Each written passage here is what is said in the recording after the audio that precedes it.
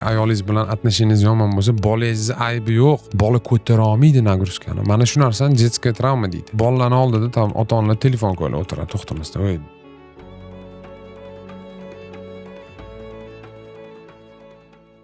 Farzandni tarbiyalashda xato qilishdan qo'rqaman. Ota-onalar yo'l qo'yadigan eng katta 3 ta xatoni ayta olasizmi? Xato haqida ayta olasizmi? Endi kelinman bunaqa. Bari xato qilasizlar.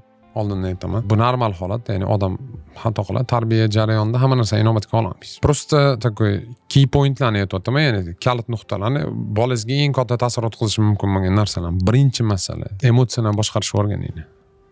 Emotsiyani boshqarishni o'rganing. Nima bo'lishidan qat'iy nazar, qanaqa og'ir ahvolda bo'lishingizdan qat'iy nazar, bolangizda ayb yo'q. Pulingiz yo'q bo'lsa, nervingiz uchib turgan bo'lsa, xo'jayingiz bilan yoki ayolingiz bilan atnishingiz yomon bo'lsa, bolangizda aybi yo'q. Bolangiz so'ramagan, mani tug'inglar, men bu dunyoga kelgim kelyapti deb sizdan so'ramagan. Siz uni keltirdingizmi, mas'uliyati bo'yningizda. Shu narsani prosta tushuning. Va nervingizni, asabingizni shallaqlarcha men eng yomon ko'rgan odam toifadagi odamim bu birinchidan shallaqili, ikkinchidan o'zini kontrol qila olmaydigan insonlar. O'zini kontrol qila olmaydigan odam hayvondan hech qanaqa farqi yo'q. Mantiqiy o'ylab qarasangizda, hayvon bilan insonning farqi, hayvon kontrol qila olmaydi o'zini.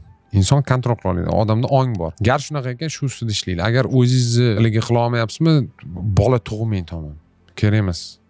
Nimaga? Tasavvur qiling, mana men yosh katta odamman. Menda ish bor, do'stlar bor, krug bor, dunyoqarash bor, dunyo kezaman, pul topaman, hobbilarim bor, sport zaliga chiqaman, mnemonika bilan shug'ullanaman, federatsiyam bor. Mani dunyoyim juda ko'p narsadan iboratda.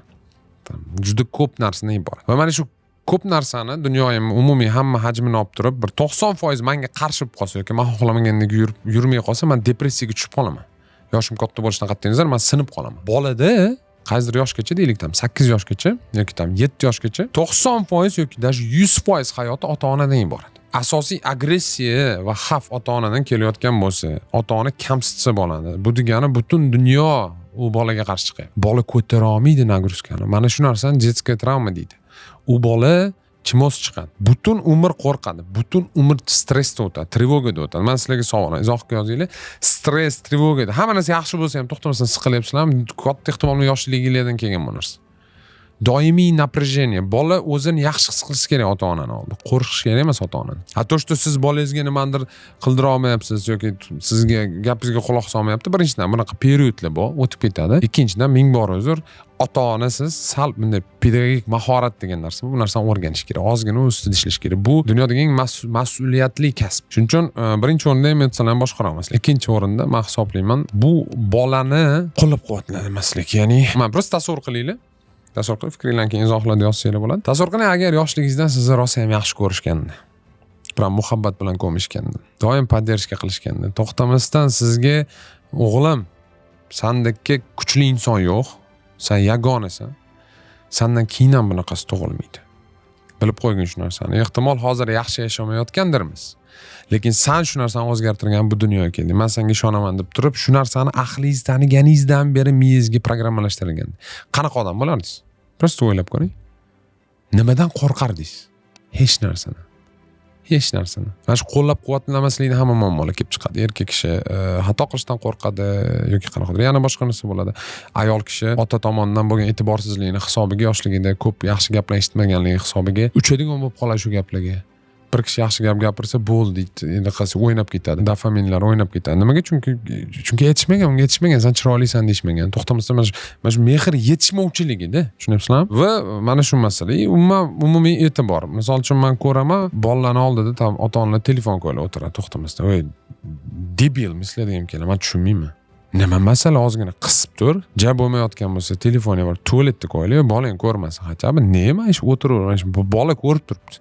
Boshqa patron o'tqilmaydi. Mana ota-onalarning yana bitta mana 3-eng katta xatosi, bola yosh hali hech narsani bilmaydi deb o'ylash. Damni olibsizlar. 5 yoshgacha bolani shakllantirib olasizlar. Shu narsani tushuninglar.